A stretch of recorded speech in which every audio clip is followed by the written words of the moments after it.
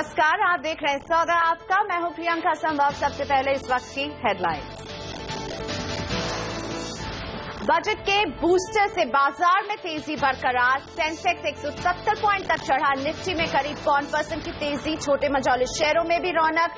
Bank और infra शेयरों में सबसे ज्यादा तेजी। ये बजट टेस्ट मैच का बजट है, वनडे या T20 का बजट नहीं है। इस बजट में हाइप कम है, सब्सटेंस ज्यादा है। अगर आपने बोला गार 2 साल नहीं आएगा और रेट्रोस्पेक्टिव नहीं आएगा, बहुत बड़ा मूव है। अगर आप बोल रहे हो मेरा कॉर्पोरेट टैक्स 30 से 25 हो जाएगा, ये बहुत ही, भले आप 4 साल में करो, बट ये बहुत ही क्लियर डॉक्यूमेंट है। जेटली के बजट से बाजार के जानकार गदगद। CNBC आवाज के खास प्रोग्राम में कहा, ग्रोथ को मिलेगी नई रफ्तार। 2 साल में 50% तक बढ़ सकता है बाजार। बजट को ब्रोकरेजेस ने भी दिया थम्स अप। CLSA, डॉश और बार्कलेज ने संतुलित और वास्तविक बजट बताया। कहा, भारत की ग्रोथ स्टोरी पर है पूरा भरोसा। बजट से ITC को मिला बड़ा झटका। सिगरेट पर एक्साइज ड्यूटी बढ़ने के बाद CLSA ने शेयर को डाउनग्रेड करके बिकवाली की सलाह दी। शेयर में 3% की गिरावट।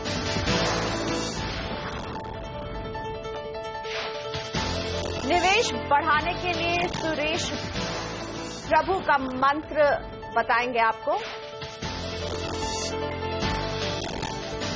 जी हाँ, निवेश बढ़ाने के लिए सुरेश प्रभु का मंत्र। टैक्स फ्री बॉन्ड जारी करके जुटाए जाएंगे पैसे। कोयला और पेट्रोलियम मंत्रालय भी करेंगे निवेश। और हवाई सफर महंगा होने की आशंका। ATF की कीमत में 8% से ज्यादा की बढ़ोतरी। गैस सब्सिडी गैस सिलेंडर भी ₹5 महंगा।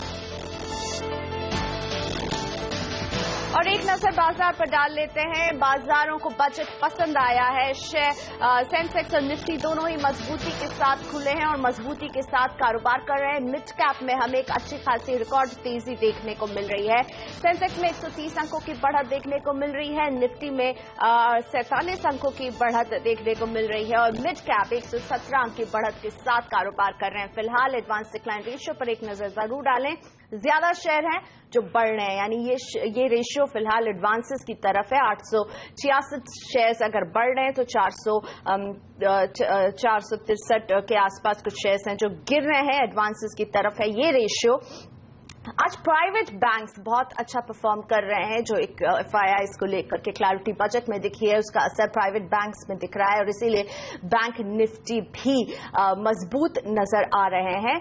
PSU में हालांकि हल्का दबाव जरूर नजर आएगा, लेकिन प्राइवेट बैंक्स बहुत बेहतरीन प्रदर्शन के साथ बाजार को जो सपोर्ट चाहिए वो दे रहे हैं। ITC, जैसा कि एक्साइज ड्यूटी को बढ़ाया गया है, इसको लेकर के ITC में दबाव है और क्योंकि ये एक दिग्गज शेयर है इसीलिए ये भी बाजारों पर असर डाल रहा है। OMC में भी आज हमको तेजी देखने को मिल रही है। तो ये है बाजारों का हाल। अब आपको बता दें, हमारे साथ शेयरों पर सलाह देने के लिए हैं 2 खास मेहमान। आरके ग्लोबल के राकेश बंसल जुड़ चुके हैं और साथ ही हैं जियोजीत BNP परिवार के गौरांग शाह। आप दोनों का ही स्वागत है। राकेश जी, पहला सवाल आपसे, निफ्टी में क्या स्ट्रैटेजी रखने की आप सलाह देंगे? किस तरह के स्तर देख रहे हैं आप?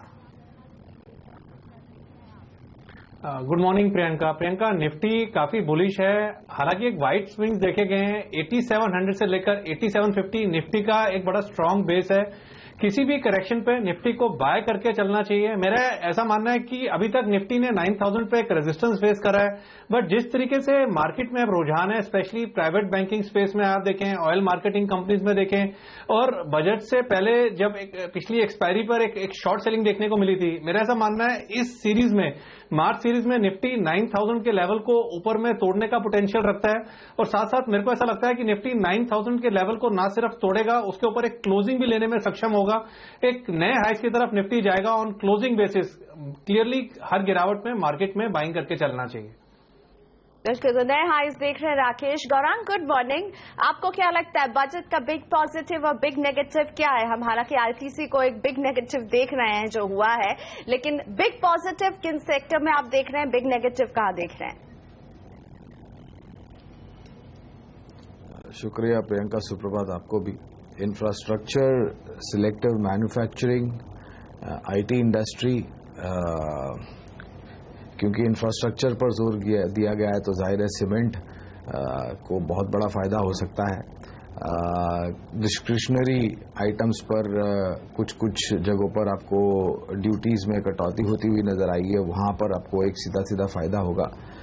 और ओवरऑल मैं मानता हूं प्रियंका कि जिस प्रकार से बजट निकला है, इन क्षेत्रों के अलावा पूरे स्टॉक मार्केट पर भी मेरे ख्याल से एक अच्छा बेहतर रुझान आपको आते हुए दिखेगा। अब क्योंकि आपने पिछले 3 दिनों में अगर आप देखें तो शुक्रवार को करीबन 500 पॉइंट की तेजी, शनिवार को बजट के दिन करीबन 150 पॉइंट की तेजी, और आज जब सुबह बाजार खुला था करीबन 200-250 पॉइंट की तेजी। तो कुल मिलाकर के 3 दिन में आपने ऊपर तरफ के दायरे बहुत ही अच्छे देख लिए। मेरा ये मानना है कि शायद थोड़ी बहुत मुनाफा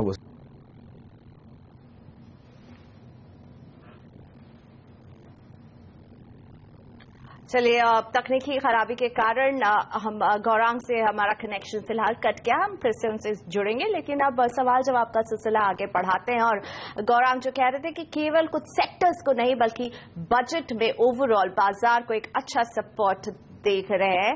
और साथ ही मारुति सुजुकी फरवरी में इन्होंने कुल बिक्री इनकी जो है वो बढ़ी है, और ये आंकड़ा आपकी स्क्रीन्स पर नजर आ रहा है। और आज अगर शेयर पर भी नजर डालें तो मजबूती के साथ कारोबार कर रहा है मारुति सुजुकी का ये स्टॉक, और इनकी कुल बिक्री जो है 8.2% बढ़कर 1.18 लाख यूनिट रही है। फरवरी में पैसेंजर कार की बिक्री भी बढ़ी है, यानी अच्छी खबर मारुति सुजुकी के लिए। ऑटो स्टॉक्स जो एक पूरे साल उन्होंने एक दबाव झेलते रहे, और हर बार मैन्युफैक्चरिंग की जब बात हुई तो इन्होंने आगे आकर बोला। और हम देख रहे हैं कि मारुति सुजुकी के जो नंबर्स आ रहे हैं, पैसेंजर कार की बिक्री में भी 7.2% की बढ़ोतरी देखने को मिली है, कुल बिक्री में 8.2% की बढ़ोतरी देखने को मिली है। और मारुति सुजुकी के स्टॉक में भी हम एक उछाल अब साफ तौर पर देख रहे हैं। तो अच्छी खबर मारुति सुजुकी के लिए। और अब बढ़ते हैं सवाल जवाब की तरफ। प्रदीप जैन जी से बात करेंगे, जयपुर से जुड़ रहे हैं हमारे साथ। Pradeep ji, good morning. बताइए कौन सा शेयर आपके पास है? गुड मॉर्निंग मैम, मेरे पास एक तो मैक्सवेल इंडस्ट्रीज है, 46 रुपए 20 पैसे में 1000 लिया है मैंने। और एक मेरे पास ब्रेक इलेक्ट्रिक है, 11 रुपए 20 पैसे में 2000 लिया है। ओके, सो पहले मैक्सवेल इंडस्ट्रीज की बात करते हैं प्रदीप जी के लिए। राकेश जी, मैक्सवेल में हम देख रहे हैं इनके पास 1000 शेयर है, इन्हें अच्छा खासा मुनाफा और इनकी बाइंग प्राइस बहुत अच्छी रही है। अब आगे आप कैसे देख रहे हैं इसके चार्ट में स्ट्रक्चर? प्रियंका, इसका चार्ट देखें तो क्लियरली पॉजिटिव है, मुनाफा हो रहा है। और जिस तरीके से चार्ट स्ट्रक्चर है, जिस तरीके से स्टॉक एक अनचार्टेड टेरिटरी में आया है, मेरा ऐसा मानना है 2 से 3 महीने एटलीस्ट इस स्टॉक को होल्ड करना चाहिए। ऊपरी स्तरों में मैक्सवेल इंडस्ट्रीज के अंदर 63 से लेकर 65 के स्तर ऊपर में देखने को मिल सकते हैं। अगला शेयर इनका था मर्क इलेक्ट्रिकल। राकेश जी, आप मर्क इलेक्ट्रिकल में क्या व्यू बनता है? देखिए प्रियंका, स्ट्रक्चर स्टॉक का पॉजिटिव है। काफी लोग पेनी स्टॉक्स में इंटरेस्ट रखते हैं, काफी लो प्राइस स्टॉक है, बट जिस तरीके से चार्ट का स्ट्रक्चर है, मेरा ऐसा मानना है पोजीशन को होल्ड करना चाहिए। कोई नई पोजीशन भी लेना चाहता है इस स्टॉक में, बट स्टॉप लॉस लगा के 10 रुपए के नीचे के स्टॉप लॉस लगा के स्टॉक को बाई किया जा सकता है। जिस तरीके से चार्ट स्ट्रक्चर है, मेरा ऐसा मानना है एक रैली इसके अंदर ट्रिगर हो सकती है। 16 रुपए 17 रुपए के लेवल कंजर्वेटिव बेसिस पे ऊपर में देखने को मिल सकते हैं। और अब वरिंदर जी जुड़ रहे हैं हमारे साथ पटियाला से अपने सवाल के साथ। नमस्ते वरिंदर जी, बताइए कौन सा शेयर आपके पास है? हाँ जी मैम, LIC हाउसिंग 100 शेयर्स हैं 450 में। जी, किस भाव पे? अच्छा, 450 में आपने खरीदा था। LIC हाउसिंग फाइनेंस में क्या करने की सलाह देना चाहेंगे गौरांग आप? आपको ये कंपनी कैसे दिखती है? और हाउसिंग पे जो एक हम देख रहे हैं पूरा जोर रहने वाला है आने वाले समय में, ऐसे में क्या सलाह देना चाहेंगे आप LIC हाउसिंग फाइनेंस के लिए? प्रियंका, पहले तो ये डिस्क्लोजर है कि हमारी पॉजिटिव कवरेज है, और जिस प्रकार से ब्याज दरों में कटौती की उम्मीद रख रहे हैं, और अफोर्डेबल हाउसिंग सबके लिए घर, और मुंबई में जिस प्रकार से FSI पर नई सरकार जो बनी है बीजेपी की, वो सोच विचार कर रही है, कुछ बदलाव लाने की उम्मीद है, क्लस्टर हाउसिंग डेवलपमेंट वगैरह वगैरह, तो हम यहाँ पर बने रहने की राय देंगे। अगर नजरिया लंबी अवधि का है और अगर किसी बुरे दिन पर जोड़ सकते हैं और किसी भी नए निवेशक को अगर निवेश करना है तो इसकी राय भी हम देंगे। HDFC और LIC हाउसिंग दोनों ही हमारी पॉजिटिव कवरेज पर है। ऑलराइट, और साथ ही में अभी हम मारुति सुजुकी के फिगर्स देख रहे थे जो कि काफी अच्छे आए हैं। मारुति सुजुकी आपको कैसा लगता है? गौरांग, आपका एक कॉल इस पर जरूर लेना चाहूंगी। हाल ही में हमने हमारे लक्ष्य ऊपर की तरफ बढ़ाए और 4050 का लक्ष्य किया है करीबन डेढ़ साल के नजरिए से। और मेरा ये मानना है कि मांग और बिक्री दोनों में आपको इजाफे होते हुए नजर आते हैं और ब्याज दरों में कटौती एक indirect positive impact auto sector पर भी पड़ता है।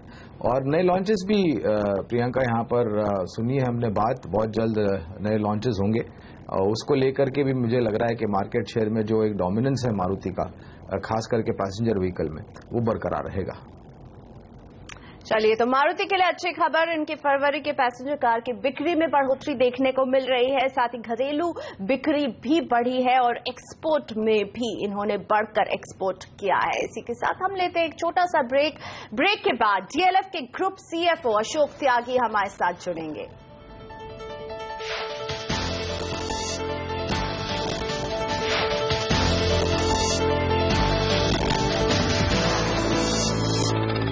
वेलकम बैक, आप देख रहे हैं सौदा आपका। सीएनबीसी आवाज की नजर आज भी बजट के ऐलानों पर रहेगी। आज पूरे दिन बाजार के जाने माने एक्सपर्ट्स हमारे साथ होंगे और आपको बताएंगे कि बाजार में आपकी नजर कहां होनी चाहिए। इसलिए आज दिन भर आवाज देख करी होगी आपकी कमाई। रहिए हमारे साथ और समझिए बजट की बारीकियां।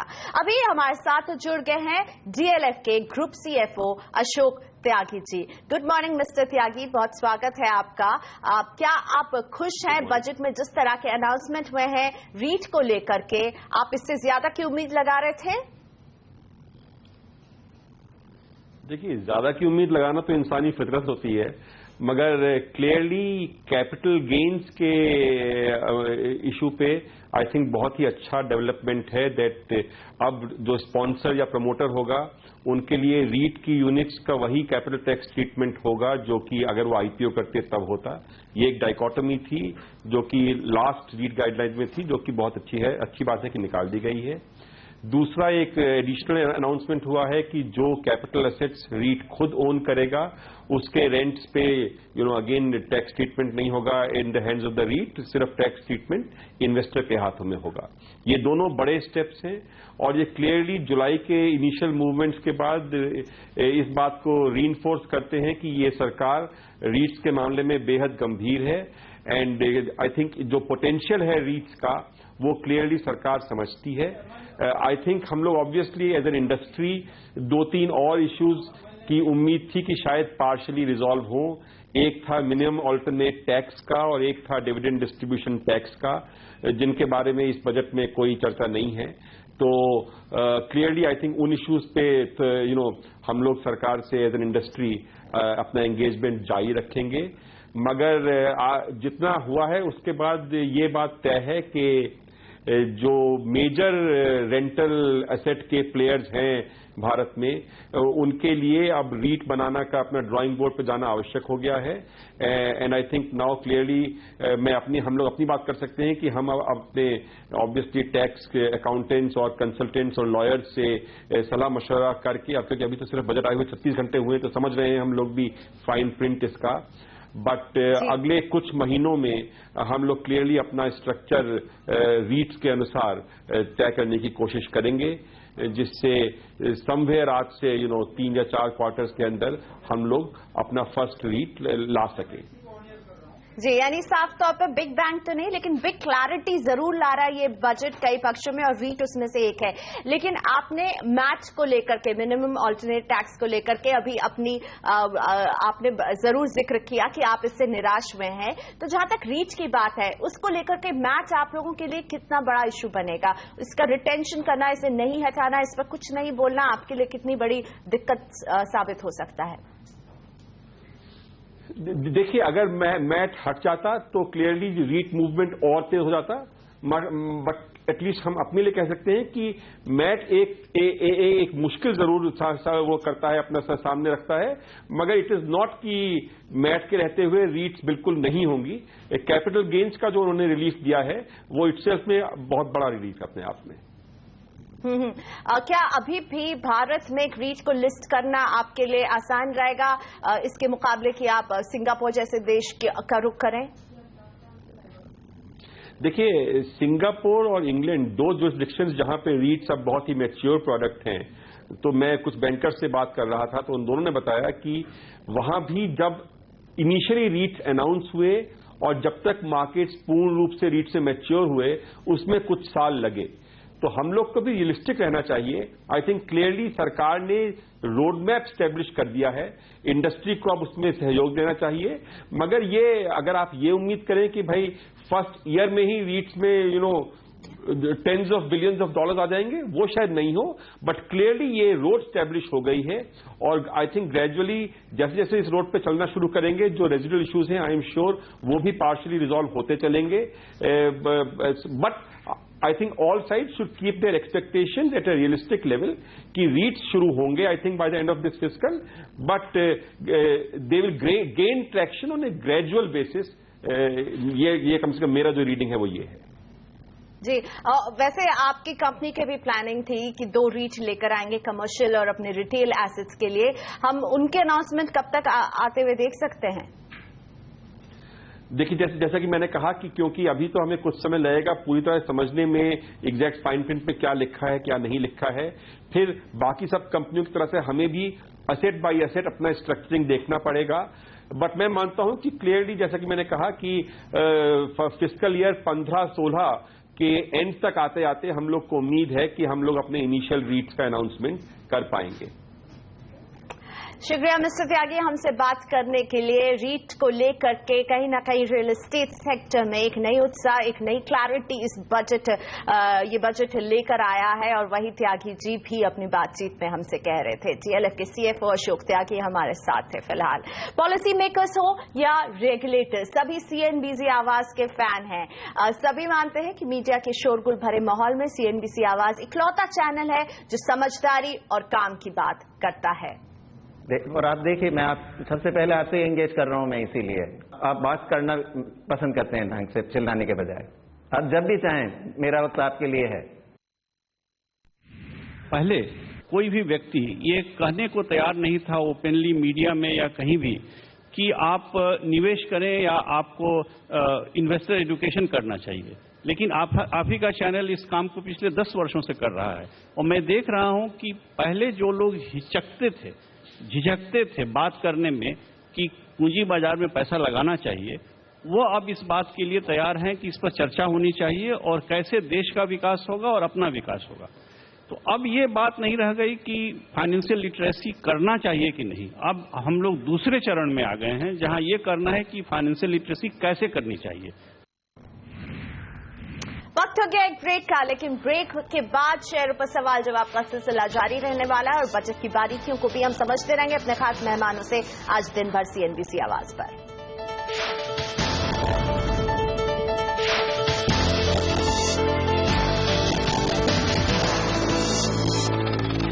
Welcome back. आप देख रहे हैं सौदा आपका, मेरे साथ राकेश बंसल और गौरांग शाह जुड़े हुए हैं आपके सभी सवालों का जवाब देने के लिए। और सीधा अब जुड़ते हैं आपसे, यानी कि हमारे दर्शकों से।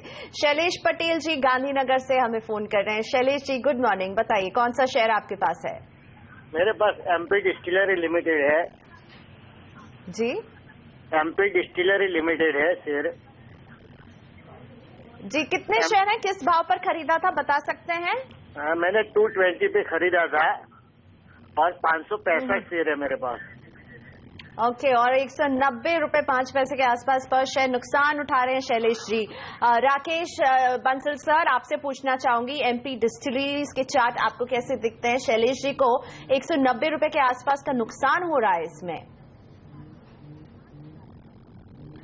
प्रियंका, काफी नेगेटिव चार्ट्स हैं। स्टॉक का कंटिन्यूस रुझान लोअर टॉप्स लोअर बॉटम्स का है और स्टॉक अगर हम देखें तो इम्पोर्टेंट अपने जो इसके नीचे के सपोर्ट्स थे 35 रुपए के आसपास, उसको भी तोड़ के उसके नीचे ट्रेड कर रहा है। काफी बड़ा नुकसान है। मैं इनको यही राय दूंगा, कभी किसी स्टॉक के अंदर कोई बड़ी रैली बनती है तो रैली को यूज करें स्टॉक से निकलने के लिए। ऑलराइट, और अब हितेंद्र जी से बात करेंगे, आनंद से जुड़े हमारे साथ। हितेंद्र जी गुड मॉर्निंग, कौन सा शेयर है बताइए? हाँ जी मैडम, टाटा स्टील है। टाटा स्टील के आपके पास हम देख रहे हैं 60 शेयर हैं, 385 रुपए आपकी खरीद रही है। ओके, स्टील टाटा स्टील में आपको अभी पर शेयर 33 रुपए का नुकसान हो रहा है। हितेन जी को क्या करना चाहिए? गौरांग, आपको टाटा स्टील कैसी दिखती है मेटल स्पेस में, ये आपको कैसी लगती है? क्या सलाह देना चाहेंगे नुकसान पर बैठे हुए हमारे ये दर्शक? प्रियंका, जब सेंसेक्स और निफ्टी यानी कि इंडाइसेस अपने सर्वोच्चम स्तर के पास है तो पूरे धातु क्षेत्र में अगर आप देखें तो जो रुझान है वो बहुत ही नकारात्मक है और हमारा ये मानना है कि धातु क्षेत्र को यहाँ से उभरने के लिए काफी लंबा समय लग सकता है, घरेलू मार्केट में और विदेशी मार्केट में एक्सपोर्ट को लेकर के।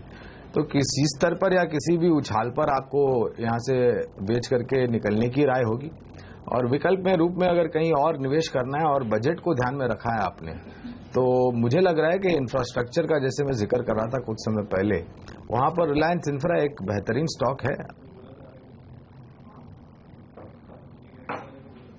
चलिए, तो जाहिर तौर पर मेटल स्पेस से निकलने की सलाह दे रहे हैं और इंफ्रास्ट्रक्चर गौरांग को लग रहा है कि ऐसा सेक्टर है जो आने वाले समय में अच्छा परफॉर्म कर सकता है। हितेंद्र जी, तो इस पर जरूर आप नजर डालें। अगला सवाल हमारे पास है मानस बसु का कोलकाता से। इनके पास गेल के एक नवंबर लॉट इन्होंने लिया था जिसपे इन्होंने शॉर्ट किया 470 रुपए पर, और अब क्या करें आगे ये समझना चाहते हैं।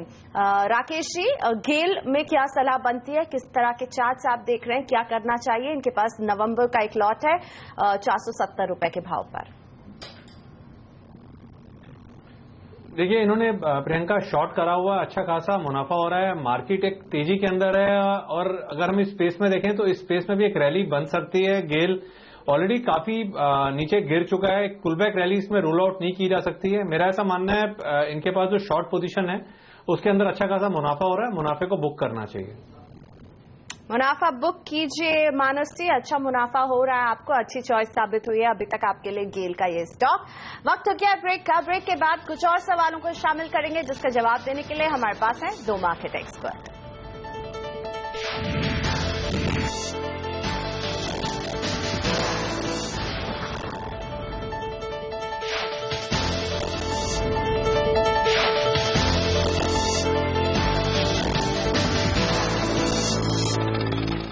Welcome back. आप देख रहे हैं सौदा आपका। राकेश बंसल और गौरांग शाह हमारे साथ जुड़े हुए हैं आपके सभी सवालों का जवाब देने के लिए।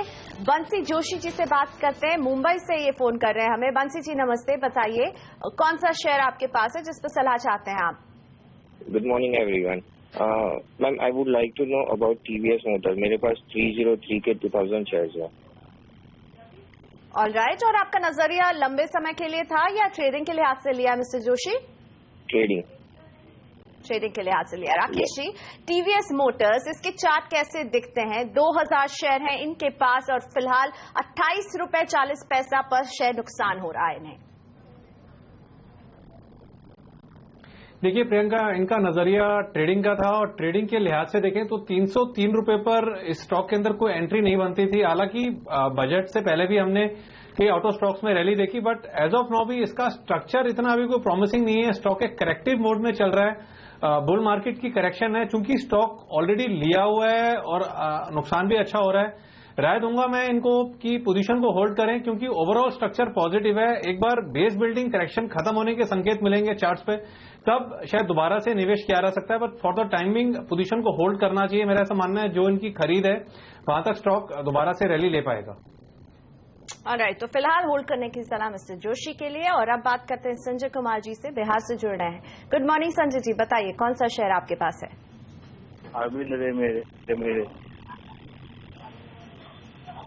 जी संजय जी, मैं आपको सुन नहीं पाई clearly. Arvind remedies. Okay, Arvind remedies के 500 शेयर 16 रुपए 50 पैसे इनकी खरीद रही है। गौरांग, अरविंद रेमेडीज आपको कैसी दिखती है ये कंपनी? क्या आप सलाह देना चाहेंगे आप इन्हें संजय जी को?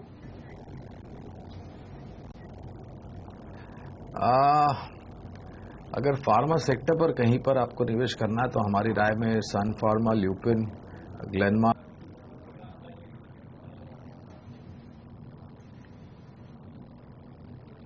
जी, तो अरविंद रेमेडीज पर ये सवाल था और राकेश जी आपकी एक बार सलाह लेना चाहूंगी। हालांकि अरविंद रेमेडीज पर जो जवाब दे रहे थे गौरांग, उससे साफ था कि उन्हें ये ज्यादा पसंद नहीं है। आपको कैसे दिख रहे हैं प्राइस के मामले में ये स्टॉक? प्रियंका, मैं भी बिल्कुल गौरांग की राय से सहमत हूं। मेरा ऐसा मानना है 1 रुपए की तकरीबन नुकसान हो रहा है, रैली की भी वेट नहीं करनी चाहिए।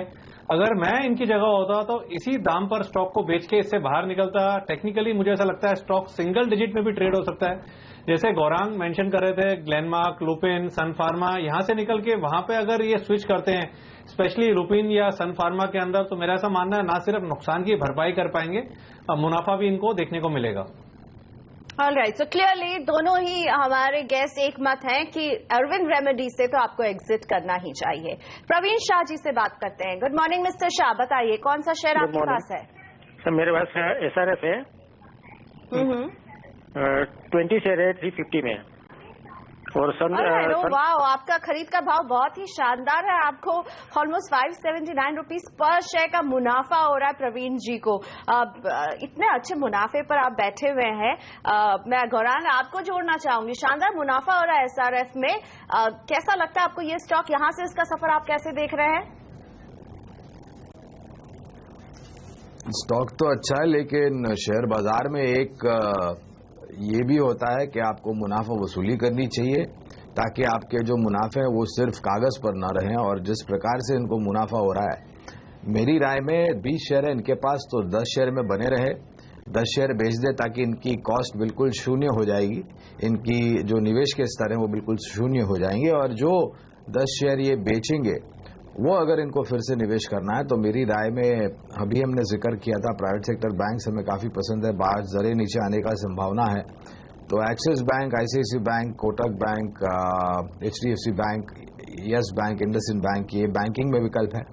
हम इंफ्रास्ट्रक्चर पर जोर दे रहे थे, तो वहां पर सीमेंट की कंजम्पशन को लेकर के हम काफी उत्साहित है कि आने वाले समय में इसको आपको इजाफे ऊपर की तरफ दिखेंगे। तो ACC, अल्ट्राटेक और अंबुजा मेरी राय में 10 शेयर में मुनाफा वसूली करें, और ये जो क्षेत्र और शेयर सुझाए हैं वहां पर अगर ये निवेश करते हैं तो बेहतर होगा। बिल्कुल, इतना अच्छा मुनाफा हो रहा है इसलिए गौरांग कह रहे हैं पार्षद प्रॉफिट जरूर बुक करें SRF में। आप बढ़ते आगे, प्रेम जी से अब बात करते हैं। गुड मॉर्निंग मिस्टर प्रेम, बताइए कौन सा शेयर आपके पास है?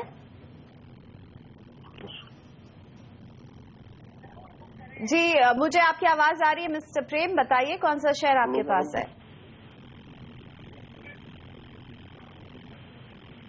चलिए, इनकी आवाज नहीं पहुंच पा रही है, लेकिन इनका सवाल हम तक जरूर पहुंच गया है। ये जानना चाहते हैं कि भेल में इन्हें क्या करना चाहिए। इनके पास भेल के 50 शेयर है, 142 रुपए इनकी खरीद रही है, और IDBI के 100 शेयर है, 94 रुपए इनकी खरीद रही है। और समझना चाहते हैं कि भेल और IDBI में क्या करें आगे जाकर। गौरांग, BHEL और IDBI 2 शेयर्स हैं हमारे इन दर्शक के पास। प्रेम जी जो बेलगाम से हमें फोन कर रहे थे, क्या सलाह देना चाहेंगे आप? दोनों में ही मैं निकलने की राय दूंगा, और मुनाफा है तो मुनाफा बांध ले। हालांकि IDBI में मेरे ख्याल से इनको नुकसान हो रहा है, भेल में मुनाफा हो रहा है। अगर कैप गुड्स इंजीनियरिंग स्पेस में ही आपको रहना है तो मेरी राय में L&T, हालांकि शनिवार से शुक्रवार से आज तक यहाँ पर काफी बढ़त आप देख रहे हैं L&T के काउंटर पर, अगर गिरावट आती है तो वहां पर निवेश करें। और IDBI में जो इनका पैसा है, अनफॉर्चुनेटली ये एक निजी सेक्टर की ऐसी बैंक है जिस पर हम बिल्कुल नकारात्मक है प्रियंका, तो यहां से पैसे निकालने और DCB में निवेश करें तो ये मेरे ख्याल से बेहतर होगा उनकी पूंजी के लिए, और शायद इनको जो नुकसान हो रहा है उसकी थोड़ी बहुत भरपाई भी हो सकती है। ऑलराइट, तो फिर स्विच करने की सलाह दे रहे हैं यहाँ पर। और इसी के साथ वक्त हो गया है ब्रेक का, और ब्रेक पे जाने के पहले बता दूं कि बजाज ऑटो के भी नंबर्स आ रहे हैं आपकी स्क्रीन पर। फरवरी में कुल बिक्री 22% घटी है, और फरवरी में एक्सपोर्ट भी 20% तक घटा है। बजाज ऑटो के ये नंबर्स आपकी स्क्रीन पर नजर आ रहे हैं। और फरवरी में 3 व्हीलर्स 32% घटी है इसकी बिक्री भी। गौरांग, बजाज ऑटो, थोड़ी देर पहले मारुति सुजुकी की बात कर रहे थे, जो कि हमने एक शानदार देखा, बहुत अच्छे बिक्री के नंबर सामने आते हैं, लेकिन बजाज ऑटो क्लियरली दबाव में दिख रहा है। क्या राय बनती है, क्या करना चाहिए, कैसी लगती है आपको ये कंपनी? दोपहिया वाहनों में ये हमारी सबसे आखिर की पसंद, उनका ये डीग्रोथ के आंकड़े जो हमें महीने दर महीने दिखाई दे रहे हैं, मेरे ख्याल से नतीजे को लेकर के भी एक असमंजस स्थिति बनी थी और कहीं ना कहीं मेरे ख्याल से प्रोडक्ट प्रोफाइल को लेकर के एक असमंजस स्थिति बनी हुई है, क्योंकि जिस प्रकार से ये सिर्फ मोटरसाइकिल्स और 3 व्हीलर ऑटो रिक्शास पर कॉन्सेंट्रेट कर रहे हैं, इनके पास ऑटोमेटेड स्कूटर का सेगमेंट बिल्कुल ही नहीं है। और एक समय पर हिंदुस्तान में जब स्कूटर दिखता था तो आपको सिर्फ हमारा बजाज याद आता था। और मेरी राय में अगर आपको 2 व्हीलर्स में कहीं पर निवेशित रहना है तो टीवीएस मोटर्स और हीरो मोटोकॉर्प ये दोनों ही बेहतर विकल्प है। अगर कोई निवेश करना चाहता है और बिल्कुल ही लो रिस्क एपेटाइट है और सीमित दायरे में निवेश करना चाहता है तो आयशर मोटर, क्योंकि आयशर मोटर के जब आंकड़े आज सुबह आए थे तो वहां पर 50% की ऊपर की तरफ की आपको बिक्री दिखाई दी थी मोटरसाइकिल रॉयल करके, और बाकी जो इनके बिजनेस वर्टिकल्स है आयशर मोटर के, उससे भी मेरे ख्याल से काफी सराहनाजनक आने वाले समय में नतीजे आएंगे जो शेयर के दाम और भी ऊपर की तरफ लेके जा सकते हैं। लेकिन बजाज ऑटो आई थिंक मैं यहाँ पर जल्दबाजी नहीं करूंगा निवेश की राय देने के लिए। अगर किसी के पास है तो फिलहाल होल्ड करे, नया निवेश न करे, और ऊपर के दायरे में अगर निकलना मिलता है और अगर इसी क्षेत्र से जुड़ी हुई कंपनी में निवेश करना है तो टीवीएस मोटर, हीरो मोटोकॉर्प और आयशर मोटर ये कुछ विकल्प है। ऑलराइट, तो बजाज ऑटो के बिक्री के जो आंकड़े सामने आ रहे हैं निराशाजनक है, गिरावट हर मोर्चे पर देखने को मिल रही है। हम लेते एक छोटा सा ब्रेक और ब्रेक के बाद शेयरों पर सवाल जवाब का सिलसिला जारी रहने वाला है। वापस आइए।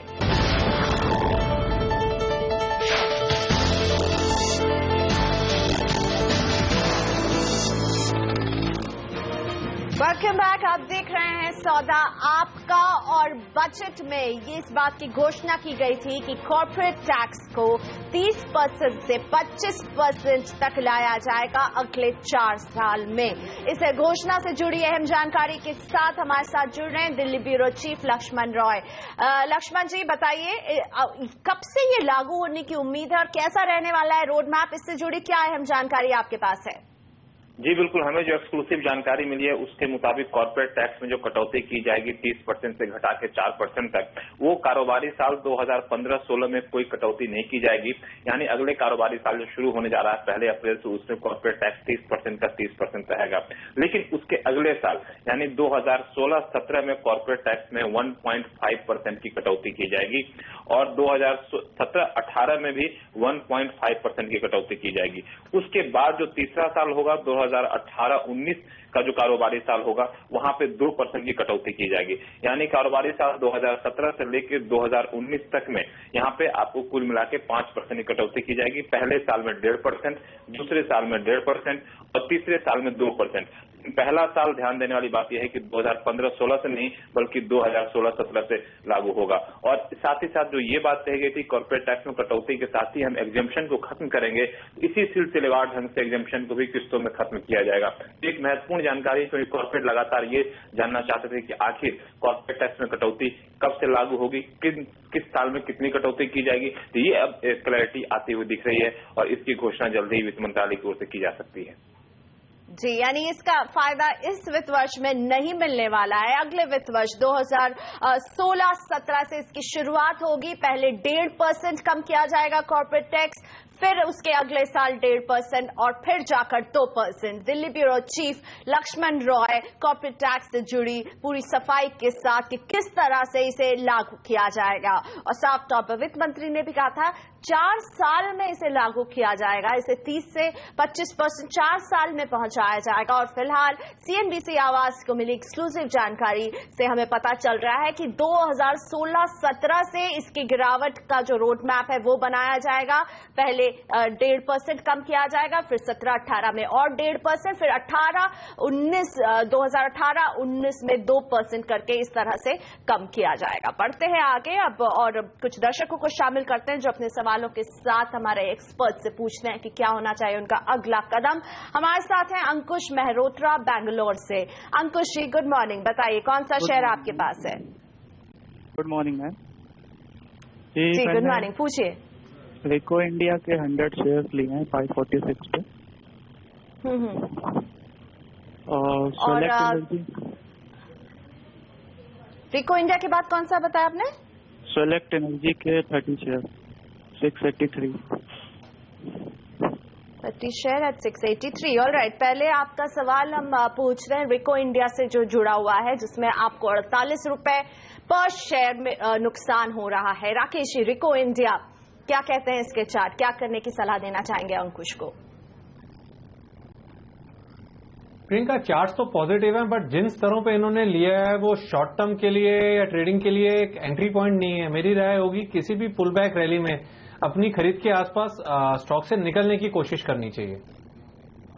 ऑलराइट, और इसके बाद इनके पास एक स्वच्छ इलेक्ट्रिक था, अगर आप, मैं सही नाम ले रही हूं, जिसके 30 शेयर थे और 683 रुपए इनकी खरीद रही थी। राकेश जी, अगर आप बता सके, इसके चार्ट अगर आपके सामने हो, कि इसमें क्या सलाह देना चाहेंगे आप?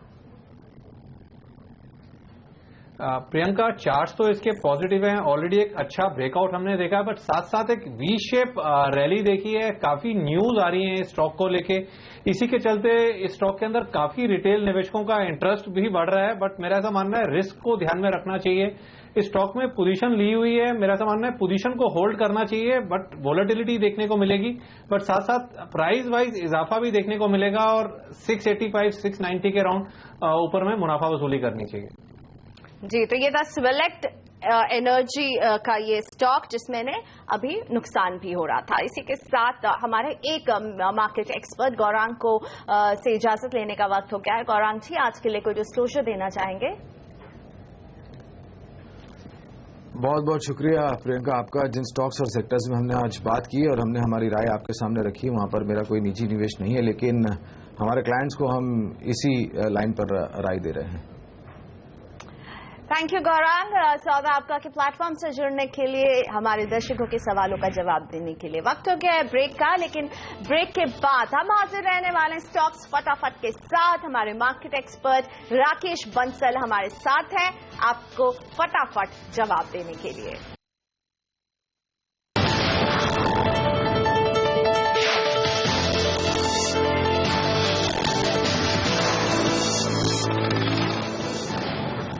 सौदा आपका में वक्त है स्टॉक्स फटाफट का। राकेश बंसल जी मेरे साथ बने हुए बताने के लिए कि क्या करना चाहिए आपको अपने शेयर में। विलास बड़े का पहला सवाल मुंबई से टाटा टेली इनके पास है, 850 शेयर है, 23 रुपए 50 पैसे खरीद रही है। राकेश जी, क्या सलाह होती है? प्रियंका, मैंने राय दूंगा किसी भी उछाल पर या इन स्तरों पर स्टॉक से निकलने की कोशिश करनी चाहिए।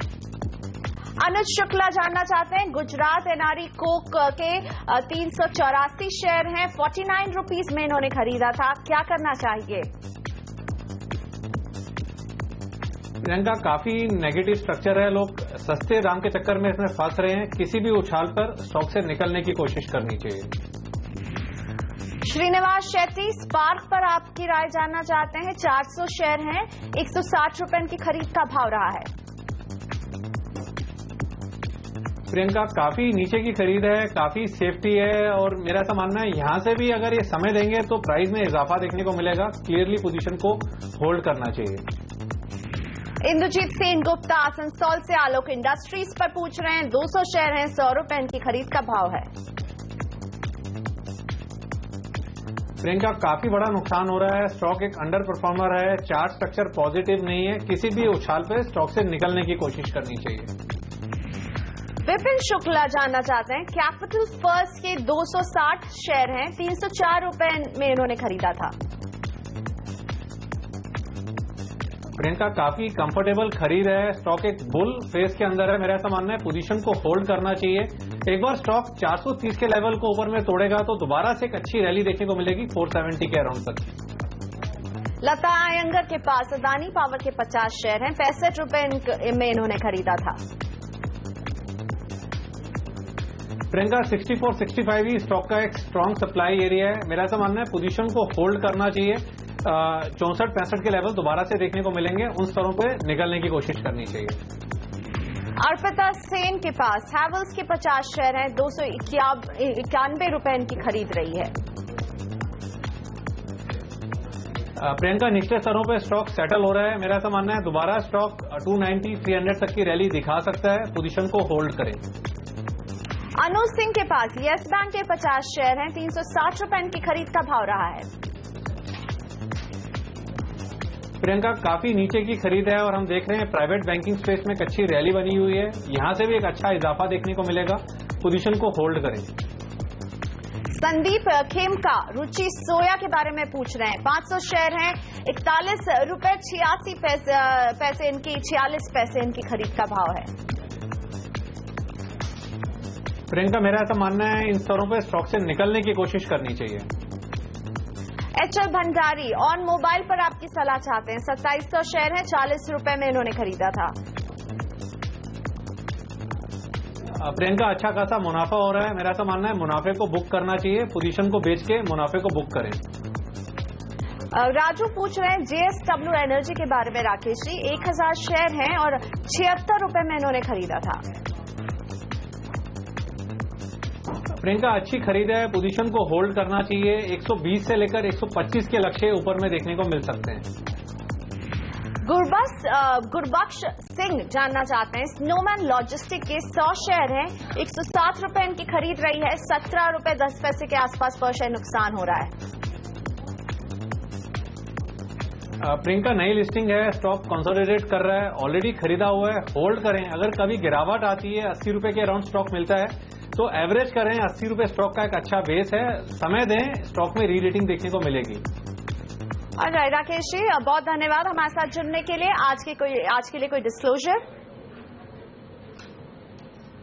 Thank you Priyanka. जिन भी स्टॉक्स में बात करी है, किसी में मेरा या मेरे किसी रिलेटिव का कोई निजी निवेश नहीं है, बट सेम राय हमने अपने क्लाइंटों को भी दी हुई है। धन्यवाद राकेश जी आपका। और इसी के साथ सौदा आपका में आज हमारे पास इतना ही समय था। मुझे भी यही इजाजत दीजिए। नमस्कार। ब्रेक के बाद हम लेकर आएंगे कमोडिटी राउंड अप।